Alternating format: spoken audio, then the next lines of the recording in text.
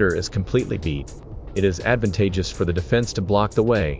This is because if a defender touches the striker's foot wrong, he can allow free kicks or penalties in very dangerous areas and receive cards if necessary. So if the defense blocks the way, the defense can never take away the striker's ball. But as you can see, if you're going in with a shoulder fight, you have to close your arms.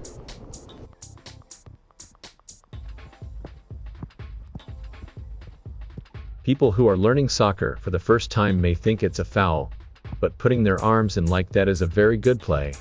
It is clearly a foul to use your arms and hands to pull on your opponent's body or uniform, but even this is often just an advantage depending on the situation of the game.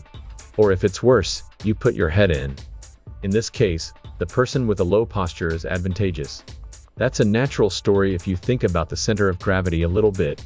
Anyway, the person who puts the shoulder first wins. Until a shoulder fight, the shoulders are put in to win each other.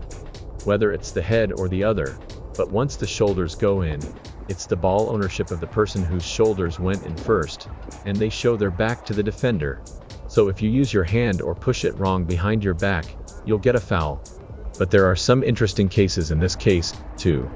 I don't think I've seen this at the professional level, but it's a scene that comes out often in amateur sports, soccer. The first is a scene in which the opponent avoids and falls while excessively shifting the center of gravity toward the opponent to win the shoulder fight. In this case, it's not a foul just because you fell, so you have to hold it well so that you don't lose your balance. However, in ordinary amateur games, it is not easy because the lower body has already lost a lot of strength. Second, there is a lot of space for the striker to hit and run.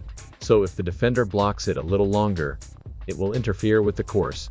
The standard is that it is likely to be recognized as a legitimate shoulder fight if a defender can put his shoulder in to make his ball, but it is dangerous and obvious foul to bump into an attacker when the ball has already passed far and the opponent is already fast. But as you can see, even in the same situation, it's a very good defense to get possession of the ball by fighting shoulders as the defender speeds up and follows. If you express this second situation with an angle, the closer the defender and striker's current body movement direction is to zero, that is, if they run parallel and have a shoulder fight, it is likely not a foul, and if the movement direction is to 90 degrees or more, it is a foul.